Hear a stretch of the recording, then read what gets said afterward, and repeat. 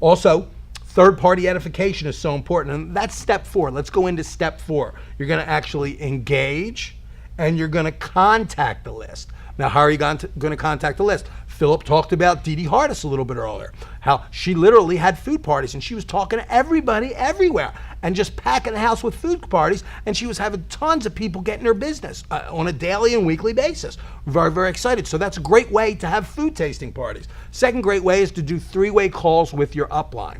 Learn how to do 3-way calling. Every cell phone has 3-way calling. Every phone, home phone does too. Learn how to do 3-way calling. It's really simple. Practice a couple times.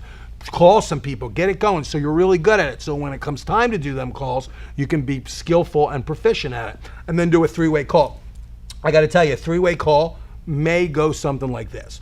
You want to learn the art of edification. Okay, tell them the truth. But people like to be around people that they like. But also you want to build people. You've probably heard the saying, build people and people will build the business. Okay, so here's how a 3-way call might go if I was doing a 3-way call with Philip. I might have my friend Nancy on the phone. And I might say, Nancy, hey, I want to introduce you to someone. He's my business partner. He's actually the president of he's actually the CEO of Smart Cooking, and he's a really, really great guy. I trust him a lot. He's a real go-getter, very, very successful. I'd like to introduce you to him. Then I'd conference the call in. And I'd say, now I've already edified Philip to Nancy. He's already edified. She already knows he's important. I've already built him up. I've told the truth in love. Okay, and I've told the truth, but I've built him up. So now I'm not just dumping. I'm not just throwing him off to him saying, here, you do it. And then as soon as I get on the phone, I conference Philip in and I say, Philip, let me tell you about my friend Nancy. Nancy's a very successful woman. She's a CEO of a large international ministry. She's really, really sharp. She's very, very, very health conscious. I think she could benefit from the Smart Cooking program, as well as she's interested in looking at new ways of making money. Because see, maybe I've already talked to her about that and she's expressed an interest. Then I've edified both of them. Then I hand the call to Philip, and then he goes to work. Put your upline success team to work for you. That's how you're going to create a cycle of duplication. And hey, there's nothing better than on-the-job training. That's how you got to get trained. It's really that simple. So step 4 is engage and contact that list. You want to get your list contacted. You want to talk to people. Here's how I do some contacts. A lot of times I do it second party. And I ask questions. I like to ask questions. Now remember that thinking is nothing but the process of asking and answering questions. Okay, so people like to get asked questions. So I may ask the question to someone, hey, do you know anyone who's interested in healthy, convenient foods that taste great? So I'm immediately asking, there's a qualifying question. That's how I may contact someone. That's how I contact someone for the product. Or I might say, hey, do you know anyone who is into nutritional formulas, who takes nutrition? That's a great, real easy contact to open conversation, okay? How I might contact someone if I thought someone was really sharp and I thought this person's really sharp, I want to show them the opportunity. I would say to them, hey, Ken, do you know anyone who's open-minded to looking at new ways of making money? Real simple. All I did was ask him a question. If he says, yeah, me, then there I'm open. If he doesn't, if he says, well, no, not really, okay, then no problem, no harm done. If I say, Ken, do you know anyone who's open-minded to looking at new ways of making money? He says, not me. Okay, I'll say, well, that's okay. Do you know anyone who may be open-minded to looking at new ways of making money? It's real easy once you get it. Remember, mastery. Repetition's the mother of skill. It's just talking to people. Learn the words, tell the story.